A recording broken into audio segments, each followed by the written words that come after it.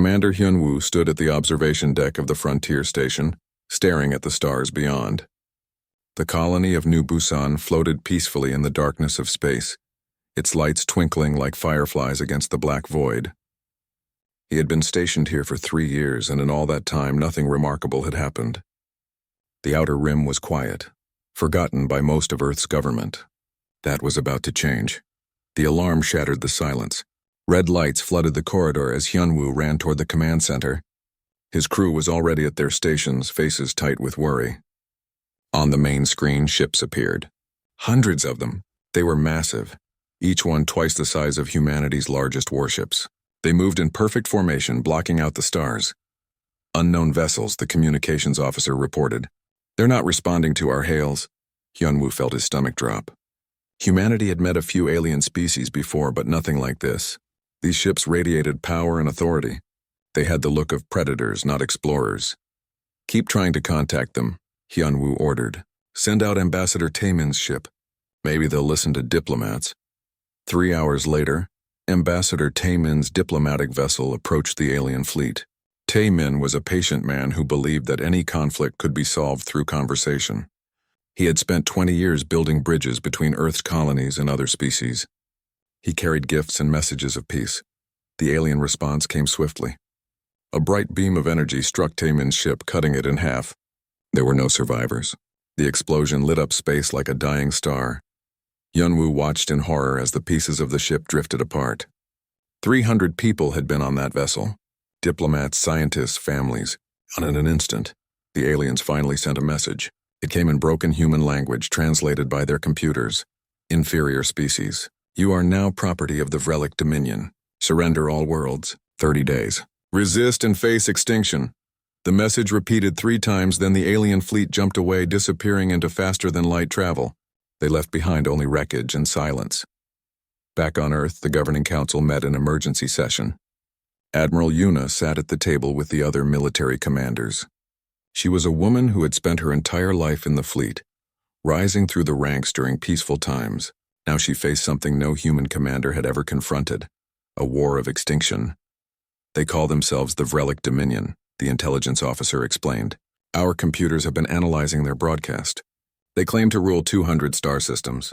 They've conquered 47 different species over 3,000 years. The council chamber fell silent. Humanity controlled only 12 worlds. They had been exploring space for less than 2 centuries. What are our chances? Asked the council chairman. Admiral Yuna looked at the data on her screen. She saw the numbers, the projections, the cold mathematics of war. Honestly, almost none. Their ships are more advanced. They have more resources, more experience. We would be fighting an empire that has been perfecting warfare for millennia. Then we should surrender, one council member said. Save what lives we can. And live as slaves? Another shouted back. Let them take everything we've built? The argument raged for hours. Some wanted to surrender. Some wanted to fight. Some wanted to run, to take as many humans as possible and flee to the unexplored regions of space. Captain Gina watched the debate from the back of the room. She commanded the UES Indomitable, one of Earth's most advanced warships. She had seen the footage of Taemin's ship exploding. She had seen the arrogance in the Vrelic message. These aliens didn't want negotiation. They wanted submission. We have 30 days, she said quietly, but her voice carried through the chamber. Everyone turned to look at her. 30 days to decide who we are. Do we bow to an empire that murdered our people without even talking to them first? Or do we stand up and fight even if the odds are impossible? The chairman looked at her. Captain Gina, you understand this means war? Real war, not the small conflicts we've had before. Millions could die. Millions will die if we surrender, Gina replied. They don't see us as people. They see us as property. We'll die as slaves or we'll die free. I know which one I choose. The vote came 3 days later. Earth's government chose war. The decision was sent to all 12 human colonies. Every world had to decide for themselves. One by one, they voted. Some cried. Some prayed. Some simply accepted what was coming. All 12 worlds voted the same way. They would fight. Hyunwoo received the news at his station. He gathered his small crew around him. Most of them were young, barely out of training. They had joined the frontier service looking for adventure, not expecting to find a war. I won't lie to you, he told them. We're probably going to die. The Vrelic are stronger, more experienced, and they have us outnumbered, but we're not going to make it easy for them. We're going to fight for every inch of space. We're going to make them regret ever finding us. His crew nodded. Some looked scared. Some looked angry. All looked determined. Across human space, the preparation began. Factories that built civilian ships retooled to build warships. Scientists who studied peaceful things now studied weapons. Civilians volunteered for military service in numbers that overwhelmed the recruitment centers. Dr. Hei Wan was one of those scientists. She had spent her career researching energy shields for protecting space stations from asteroids. Now she studied Vrelic technology, looking for weaknesses. She barely slept, driven by the memory of her sister who had been on Ambassador Taemin's ship. There has to be something, she muttered, staring at her screens late at night. Nothing is perfect. Everything has a weakness. The 30 days passed like a countdown to doom. Admiral Yuna coordinated Earth's defenses, knowing they weren't enough.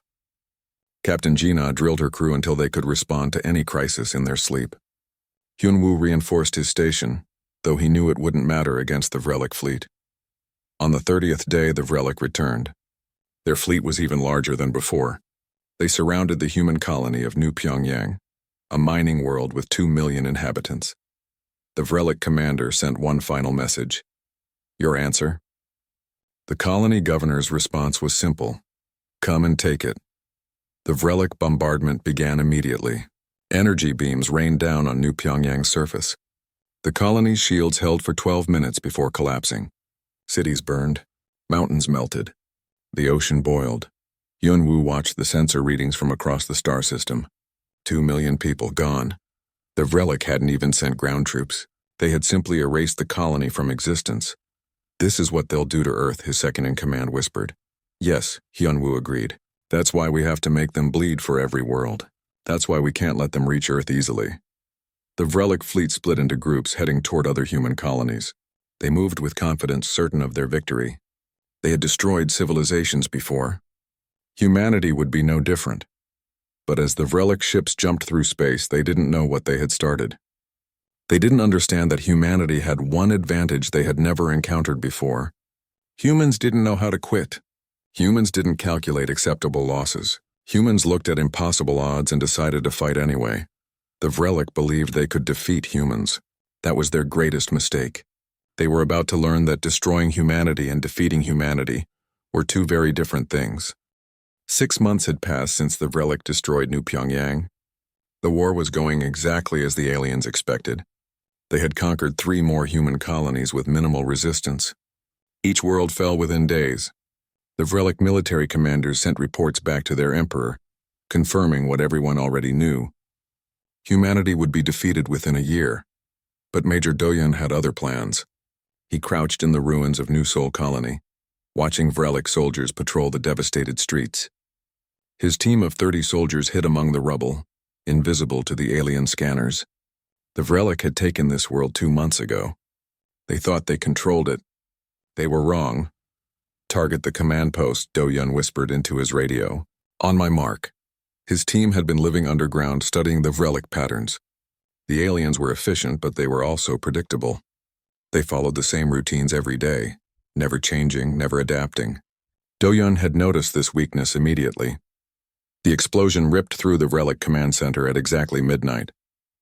Secondary explosions followed as ammunition stores caught fire. Vrelic soldiers rushed toward the flames, exactly as Do-Yun predicted. His team struck from 3 different directions, hitting the confused aliens with everything they had. The battle lasted 8 minutes. Do-Yun's team disappeared back into the ruins before Vrelic reinforcements arrived. They left behind 30 dead aliens and one very important piece of intelligence. A Vrelic tactical computer, intact and functional. Do-Yun sent the computer to Dr. Hei Wan, who was still working in Earth's research facilities. She hadn't slept properly in months. Her laboratory was filled with Vrelic technology, pieces salvaged from destroyed ships and captured equipment. She was looking for the weakness she knew had to exist. When Do-Yun's package arrived, Hei-Wan tore it open like a child with a birthday present. The tactical computer was a treasure. She connected it to her systems and began downloading everything. 3 days later, she found it. The Vrelic shields operated on fixed frequencies. They were incredibly powerful. designed to absorb massive amounts of energy. But they never changed their frequency. Why would they? No species had ever survived long enough to exploit this weakness. HFY immediately called Admiral Yuna. "I found something." "The shields. They don't adapt." "Explain," Yuna ordered. "Our shields constantly shift frequencies to prevent enemies from finding a pattern. The Vrelic shields don't. They stay on the same frequency because they've never needed to change. If we hit them with randomized frequency weapons, their shields won't know what to block." "How long to retrofit our weapons?" 2 weeks for the first ships. A month for the fleet." "You have 1 week," Yuna said. "The Vrelic are moving toward Earth. We need this now." HFY didn't sleep for the next 7 days. Her team worked around the clock, modifying weapon systems, running simulations, testing prototypes. On the 7th day, Captain Gina's ship, the Indomitable, received the first upgraded weapons. The Vrelic fleet arrived at the Meridian Belt, a region of asteroids between Earth and the outer colonies. They expected to sweep through unopposed. Instead, they found Gina waiting with 40 human warships. The Vrelic commander looked at the human fleet and laughed. 40 ships against 300. "It would be over in minutes, all ships," Gina commanded. "Activate new weapon systems. Random pattern alpha." The human ships opened fire. The Vrelic shields flickered, confused by the constantly changing frequencies. Beams of energy punched through defenses that had protected Vrelic ships for centuries. 1 alien capital ship exploded, then another, then 3 more. The Vrelic commander stopped laughing. "What is happening? How are they penetrating our shields?" His tactical officer had no answer. The computers couldn't calculate what the humans were doing. The frequency changes were completely random, impossible to predict. Gina pressed her advantage. "All fighters, launch now. Swarm pattern Delta." 1,000 small fighters poured from the human ships. The Vrelic had large, powerful weapons designed for ship-to-ship combat. They weren't designed for small, fast-moving targets. The fighters darted between the alien vessels like angry wasps, striking from every direction. Among those fighters was Ensign Bora, a young pilot who had joined the military just months before. She flew her ship in patterns that made no sense. She spun, rolled, changed direction randomly. The Vrelic targeting computers couldn't predict her movements because there was no pattern to predict. Bora lined up her shot at a Vrelic cruiser. The massive ship turned its weapons toward her, but she was already gone, diving beneath it. She fired her missiles point-blank into the ship's engines. The cruiser lost power and drifted helplessly.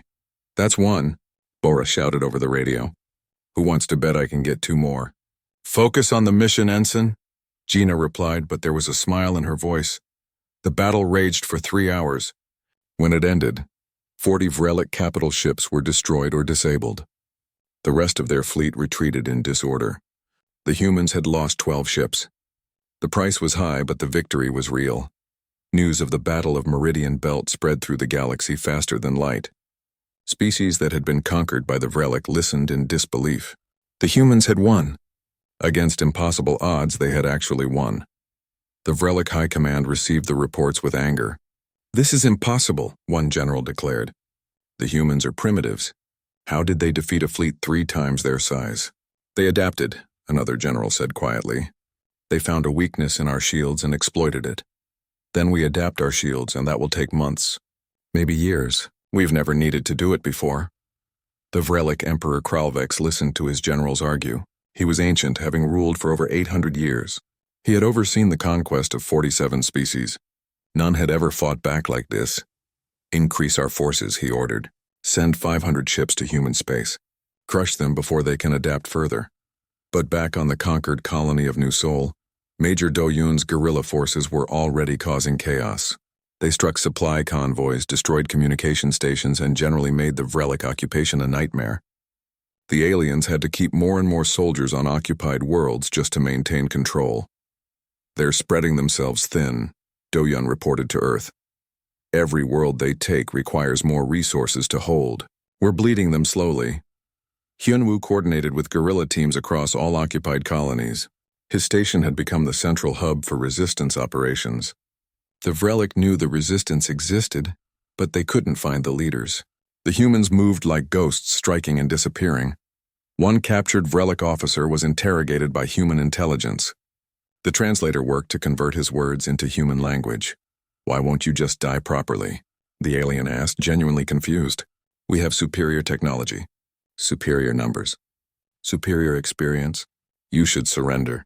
Every other species did. The interrogator leaned forward. That's your problem. You expect everyone to be like everyone else. We're not. But you're losing. We've taken 4 of your colonies, and it cost you more ships than you lost in your last 3 wars combined. How many more colonies can you take before your empire runs out of ships? The Vrelic officer had no answer. Dr. Haywan continued her research, already working on the next innovation. She studied Vrelic communication systems, looking for ways to jam them. She examined their armor, searching for weak points. Every piece of captured technology became a new opportunity. Captain Gina drilled her crews relentlessly. The victory at Meridian Belt had boosted morale, but she knew the Vrelic would return stronger. Her ships needed to be ready for anything. Again, she ordered as her crew ran combat simulations. Faster this time. The Vrelic won't give you time to think, her tactical officer complained. Captain, we've run this simulation 20 times today. And you'll run it 20 more, Gina replied.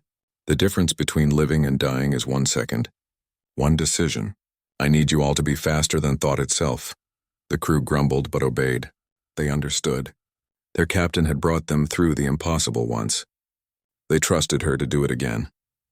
Admiral Yuna studied star maps in Earth's command center. The Vrelic would come again, she knew. Probably with overwhelming force this time. She needed to find every advantage, every trick, every desperate tactic that might keep humanity alive 1 more day. Admiral, her aide said, we're receiving volunteers faster than we can train them. Every colony wants to help. Good, Yuna replied. We'll need every person we can get. Start training civilian pilots. Convert merchant ships to carriers. If the Vrelic want Earth, they're going to have to go through everything we have. Across human space, the impossible was happening. A species that should have been crushed in weeks had survived for 6 months. They had won their first major battle. They had turned occupation into a nightmare for their enemies. The Vrelic still believed they would win. They had the numbers, the technology, and the experience. But they were starting to understand that defeating humans required more than firepower. It required them to change everything they knew about warfare.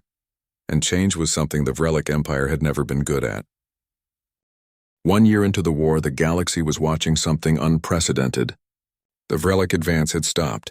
Not defeated, not victorious, just stopped. The empire that had crushed 47 civilizations couldn't break through humanity's desperate defense. Colonel Sang-hoon stood on the walls of New Jeju's main fortress, watching the horizon. This colony world was humanity's fortress, heavily defended and strategically vital. If New Jeju fell, the Vrelic would have a clear path to Earth. He had been given one mission: hold the line at any cost. The Vrelic fleet arrived like a dark cloud, blocking out the sun.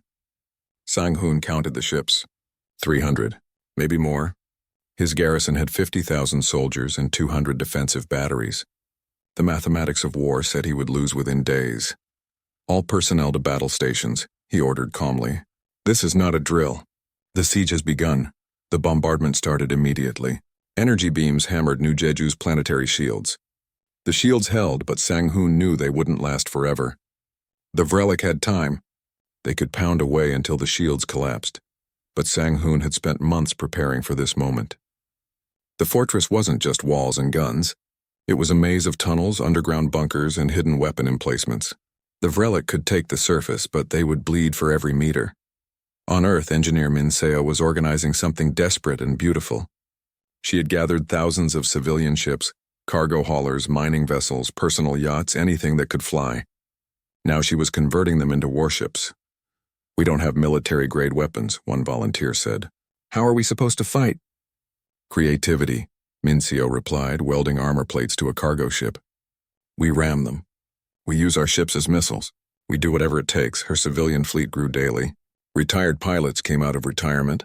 Corporate executives left their offices to crew mining ships. Teachers, doctors, engineers, people who had never held a weapon in their lives, volunteered to fly into battle. They're calling us the civilian fleet, Min Seo told her crew. The military says we're crazy. Maybe we are, but Colonel Sang-hoon is dying on New Jeju, and I'm not going to let him die alone. 2,000 ships prepared to launch. Most wouldn't survive the journey. Even fewer would survive the battle. Everyone knew this. Nobody cared. Back on New Jeju, the Vrelic landed ground forces. 50,000 alien soldiers poured from their ships, expecting to overwhelm the human defenders quickly. Colonel Sang-hoon watched them come. "Let them get close," he ordered. "Wait for it." The Vrelic marched in perfect formation, exactly as their tactical doctrine required. They had done this 1,000 times on 1,000 worlds. It always worked. The ground beneath them exploded. Sang-hoon had placed mines across every approach to the fortress. Not just regular mines, but smart mines that waited for maximum enemy concentration before detonating. 3,000 Vrelic soldiers died in the first 30 seconds. "Now," Sang-hoon shouted, "hit them while they're confused." Human soldiers emerged from hidden tunnels behind the Vrelic lines. They struck from the flanks, from the rear, from underground. The orderly alien formation collapsed into chaos. The battle for New Jeju became a grinding, brutal siege. Days turned into weeks. Weeks turned into months. The Vrelic threw wave after wave of soldiers at the fortress. Sang-hoon's defenders held. General Jae-sung watched from Earth's command center. He had been a politician before the war, advocating for peace and diplomacy. Now he was a general, responsible for strategies that sent people to their deaths. The change had been hard on him. "We need to relieve New Jeju," he told Admiral Yuna. "Sang-hoon can't hold forever." "We don't have the forces," Yuna replied. "Every ship we have is defending other colonies." "Then we use Strategy 13. Yuna looked at him sharply. Strategy 13 was insane. It involved splitting Earth's defense fleet, leaving the homeworld vulnerable. The military AI had calculated a 90% chance of failure. But it was the only way to save New Jeju. "Do it," Yuna ordered. The human fleet jumped toward New Jeju, leaving Earth with minimal protection. It was a desperate gamble. If the Vrelic had another fleet hiding somewhere, Earth would be defenseless. On New Jeju, the situation was deteriorating. The fortress shields had failed on day 40. The Vrelic were inside the outer walls. Sang-hoon's soldiers fought room to room, corridor to corridor. They gave up nothing easily. "Colonel," his second-in-command reported, "we've lost 60% of our forces. Ammunition is running low. Water supplies are contaminated. How long can we hold?" "Days, maybe a week if we're lucky," Sang-hoon nodded. "Then we hold for a week. Earth is sending help. Will they arrive in time? That's not our concern. Our job is to be here when they arrive." The defense of New Jeju became legendary. Human soldiers, outnumbered 40-1, refused to surrender. They fought with guns until the ammunition ran out. Then they fought with knives. Then with their bare hands. The Vrelic had never encountered such resistance. A Vrelic commander sent a message offering surrender terms. Sang-hoon's response was simple: "Come and take it." On day 87, the civilian fleet arrived. 2,000 civilian ships dropped out of faster-than-light travel above New Jeju. The Vrelic fleet turned to face this new threat, confused. These weren't military vessels. They were cargo ships and yachts. Min Seo stood on the bridge of her converted mining ship. She looked at her crew: a retired teacher, 2 mechanics, and a teenage volunteer who lied about his age. They were terrified. They were determined. "All ships," she broadcast. "Remember why we're here. Those are our people down there. Our friends. Our family. We didn't come this far to turn back now." The civilian fleet charged. It wasn't a military maneuver. It was chaos. Ships flew in every direction, firing improvised weapons, ramming Vrelic vessels, creating confusion. The organized alien fleet didn't know how to respond to such disorder. Min Seo aimed her ship at a Vrelic cruiser. Her crew activated the engines to maximum. The mining ship, built to haul asteroids, accelerated like a missile. "Brace for impact," she shouted. The collision tore both ships apart. Min Seo and her crew died instantly, but their sacrifice opened a hole in the Vrelic formation. 100 other civilian ships poured through, striking at the vulnerable landing vessels. Earth's military fleet arrived moments later. Admiral Yuna led the charge personally, her flagship cutting through the confused Vrelic lines. The battle became a slaughter, but not the one the Vrelic had expected. By day 89, the siege of New Jeju was broken. The Vrelic fleet retreated, leaving behind 50,000 dead soldiers and 100 destroyed ships. Of the 2,000 civilian ships, only 67 survived. Sang-hoon emerged from his fortress. His uniform was torn and burned. His face was covered in dirt and blood.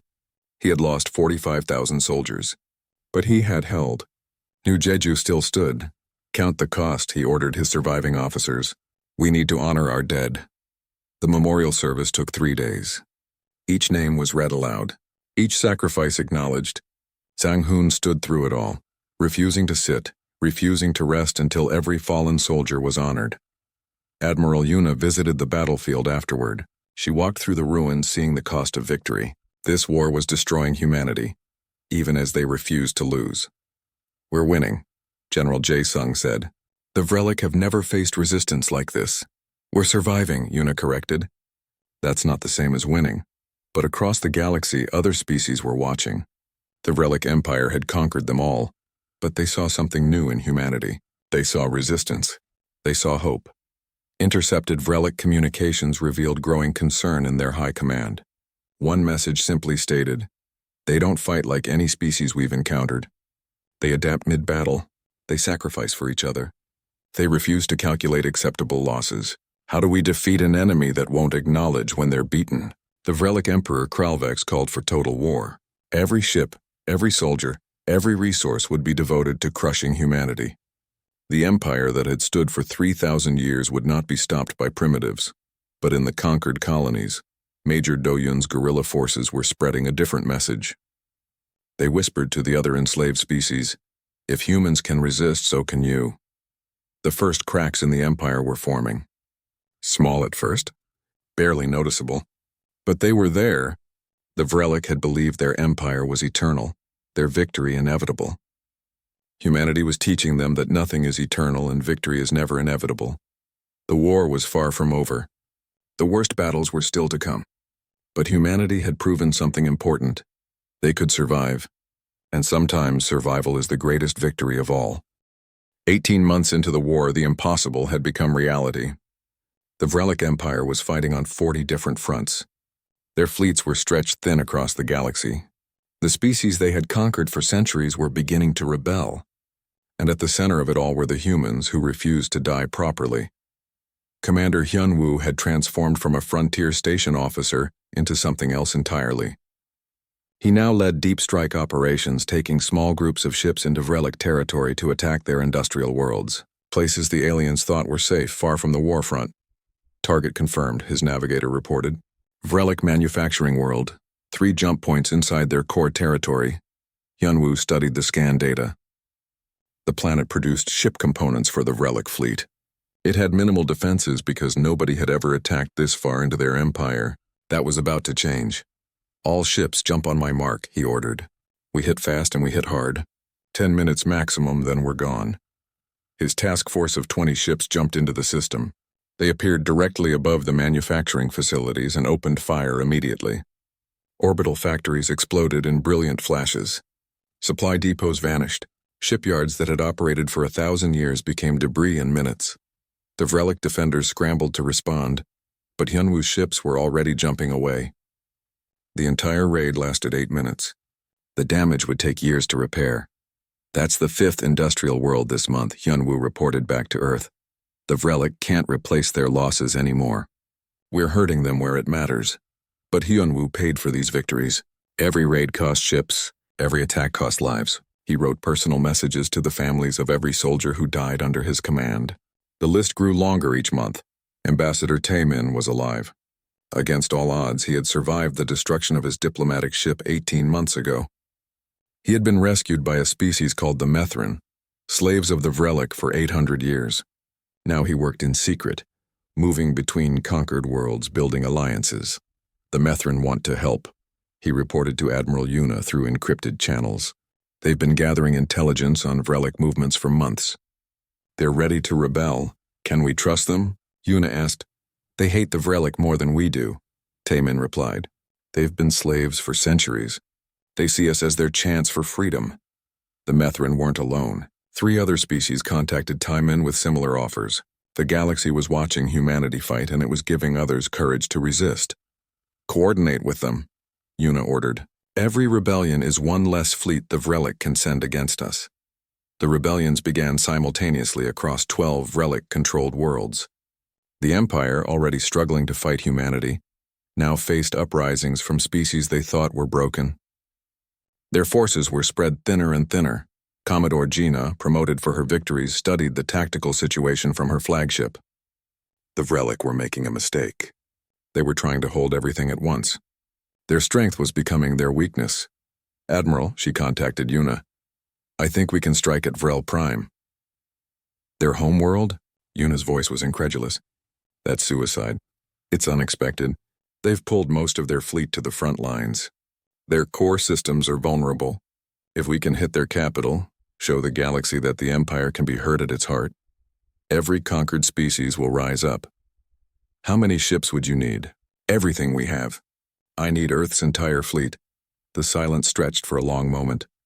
Then Yuna spoke. "Prepare your attack plan. I'll present it to the Council." Earth's governing council debated for 3 days. The plan was insane. It would leave their colonies virtually undefended. If it failed, humanity would lose everything. General Jae Sung supported the plan. "We're not going to win this war by defending. We need to take risks. Big ones." 60% of our forces could be destroyed, one council member argued. "Then we make sure the other 40% count," Jae Sung replied. "The Vrelic think their homeworld is untouchable. Let's prove them wrong." The vote passed by a single vote. Gina received her orders. "Take the fleet to Vrel Prime. Make the Empire bleed." The human fleet assembled in secret, gathering ships from every colony. 200 warships, the largest force humanity had ever created. Gina stood on her bridge looking at the fleet displayed on her screens. "Commodore," her tactical officer said, "if this works, we'll be legends. If it fails, we'll be dead," Gina finished. "Either way, we'll make them remember us." The fleet jumped toward Vrel Prime. It took 3 days of careful navigation through Vrelic space. They moved in complete radio silence, avoiding patrols, hiding in asteroid fields. Every moment Gina expected to be discovered. But they reached Vrel Prime undetected. The Vrelic homeworld was beautiful. Blue oceans, green continents, massive cities that glittered with lights. It had never been touched by war. Emperor Kralvek sat in his palace coordinating the war against humanity, certain that his home was safe. The human fleet emerged from faster-than-light travel directly above the planet's orbital fortresses. The Vrelic defenders had seconds to react. "All ships fire at will," Gina ordered. The orbital fortresses were powerful, designed to stop any invasion fleet, but they had never been tested in actual combat. They had stood for 1,000 years as symbols, not weapons. The human fleet tore through them with focused fire. Vrelic defense ships scrambled to respond. They were outnumbered and unprepared. The battle was brutal and short. Gina's fleet lost 80 ships, but they destroyed every orbital fortress above Vrel Prime. Emperor Kralvek stood at his palace window, watching his sky fill with human warships. For 3,000 years, Vrel Prime had been invincible. Now it burned. Gina broadcast a message on all Vrelic frequencies. "This is Commodore Gina of Earth. We didn't want this war. You forced it on us. You thought we would break. You were wrong. This ends when you surrender, not when we die." The human fleet jumped away before Vrelic reinforcements could arrive. They had been in the system for 12 minutes. The damage they caused would echo for years. News of the attack spread across the galaxy instantly. The Vrelic Empire, the power that had seemed unstoppable, had been struck at its heart. Every conquered species saw the footage of human ships above Vrel Prime. Major Doyun received the news in his hidden base on occupied New Sol. His guerrilla fighters cheered. The colonists who had been living under Vrelic occupation cried with joy. "They actually did it," his second-in-command whispered. "They attacked Vrel Prime and survived. Within days, rebellions erupted across Vrelic space. Species that had been conquered centuries ago rose up. The Methrin attacked their Vrelic overseers. The Korthan sabotaged supply lines. The Yulmar refused to work in the factories. The Vrelic Empire was collapsing, not from external invasion but from internal rebellion. They had conquered too much, held too tight, and now it was all falling apart. Emperor Kralvex called an emergency council. His generals reported chaos across the Empire. They needed to pull forces from the human front to deal with rebellions. But that would give humanity time to recover. How did this happen? Kralvex demanded. "We conquered 47 species. We ruled for 3,000 years. We underestimated the humans," one general said quietly. "We thought they were weak because they were new to space. We didn't realize that being new meant they hadn't learned to surrender yet. Mobilize everything," Kralvex ordered. "Every ship, every soldier. We end this now." But it was too late. The Vrelic had stretched too far, held too much. The empire that had seemed eternal was cracking. And at every crack, humans were there, pushing, breaking, refusing to let the Empire recover. Hyun-woo continued his raids, hitting industrial worlds. Taemin coordinated rebellions, giving conquered species hope. Do-yoon's guerrillas made occupation impossible. Gina's fleet struck wherever the Vrelic least expected. Humanity was paying a terrible price. 7 colonies destroyed, 200 million dead. Every family had lost someone. But they kept fighting. They kept adapting. They kept refusing to give up. Admiral Yuna looked at the strategic maps and saw something she never expected to see. The Vrelic Empire was losing. Not quickly, but steadily. The giant was bleeding from 1,000 wounds. How long until they collapse? General Jae-sung asked. Months, maybe a year? Yuna paused. The question is, what do we become after we win? It was a question nobody had expected to ask. 2 years and 3 months after the first shot was fired, the Vrelic Empire surrendered. Not all at once, but piece by piece. The central government collapsed when Emperor Kralvex fled his palace.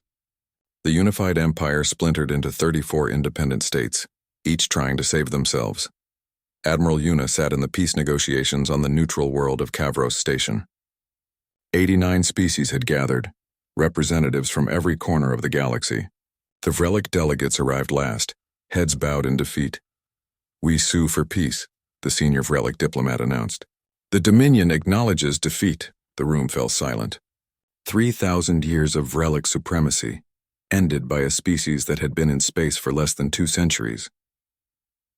Yuna stood to speak. She wore her uniform, but it was faded and patched from years of war. She looked tired. Everyone in the room looked tired. Peace is accepted, she said simply. But there are conditions. The negotiations lasted for weeks. Humanity demanded reparations not for themselves, but for every species the Vrelic had conquered. They demanded the freeing of all slaves. They demanded war crimes trials for Vrelic commanders who had committed atrocities. Some human delegates wanted more. They wanted Vrelic worlds as colonies. They wanted the aliens to suffer as humanity had suffered. Commander Hyun-woo attended the trials. He sat in the gallery, watching Vrelic officers explain their actions. He listened to their justifications, their calculations, their cold logic that treated civilizations as numbers. One Vrelic general was asked why they destroyed New Pyongyang without negotiation. It was strategically sound, the general replied. Destroy one world completely and the others surrender faster. We saved lives in the long run. 2 million people died, the prosecutor said. Acceptable losses. We've done this 47 times before. It always worked. Hyun-woo felt sick. These aliens had turned genocide into a mathematical formula. They had perfected cruelty through practice. But he also saw something else in the courtroom. Young Vrelic spectators who looked ashamed. Vrelic who had never fought in the war, who were learning for the first time what their empire had done. Former Emperor Kralvex himself stood trial. He was 800 years old, had ruled for most of his life, and had overseen the conquest of worlds beyond counting. Now he faced judgment from the species he had tried to exterminate. Why did you believe you could defeat humanity? The prosecutor asked. Kralvex looked at the human delegation. Because we had defeated everyone else. Because our technology was superior. Because we had 3,000 years of military experience. Because every calculation, every simulation, every strategic analysis said we would win. But you didn't. No. The old emperor's voice was quiet. We didn't account for the one factor that doesn't fit into calculations. We didn't account for will, for the refusal to accept defeat, for the ability to adapt faster than we could respond. He paused. We believed our own myths of invincibility. That was our greatest mistake. While the trials proceeded, Captain Gina led humanitarian missions to former Vrelic worlds. Many were starving, their infrastructure destroyed by the rebellions. She organized food shipments, medical supplies, and reconstruction equipment. Why are you helping them? A young ensign asked. They tried to exterminate us. Because this is how we prove we're different, Gina replied. The Vrelic conquered through fear. We're going to rebuild through compassion. Not everyone agreed with this approach. There were protests on Earth. People who had lost family members demanded revenge, not reconciliation. The debate was fierce and sometimes ugly. General Jae-sung spoke at one such protest. I understand your anger, he told the crowd. I lost my daughter in the war. She was on the defense station at New Pyongyang. He paused, his voice breaking. Every day I want revenge. Every day I want to make them suffer as we suffered. But if we do that, we become the next empire. We become the next oppressors. My daughter died fighting for freedom, not for revenge. Ambassador Taman worked with the Methrin and other freed species to establish new governments. 800 years of slavery had left them unprepared for independence. They needed help building democratic institutions, training leaders, establishing laws. We don't know how to be free, one Methrin leader confessed. The Vrelic made every decision for us for generations. Neither did we once, Taman replied. Freedom is something you learn by doing. Major Doyun returned to the rebuilt New Sol colony. The world he had fought for still bore the scars of war. Buildings were ruins. Forests were burned. But people were coming back, rebuilding, planting gardens in the rubble. Doyun helped with the reconstruction. The soldier who had led guerrilla raids now helped build schools and hospitals. It was strange, peaceful work after years of violence. Do you miss it? A civilian asked him one day. The fighting? Doyun thought carefully before answering. Part of me does. War makes everything simple. You know who the enemy is. You know what you're fighting for. Peace is harder, but it's better. The Galactic Concord was established 1 year after the war ended. 67 species signed the Mutual Defense Charter on the first day. The charter had simple principles: no conquest, no slavery, mutual defense against aggressors, democratic cooperation. The Vrelic were invited to join, but only after they had established democratic governments and held their war criminals accountable. 14 of the 34 Vrelic successor states qualified within 2 years. Dr. Haywan shifted her research from weapons to peaceful technology. The scientist who had broken Vrelic shields now worked on terraforming techniques and medical advances.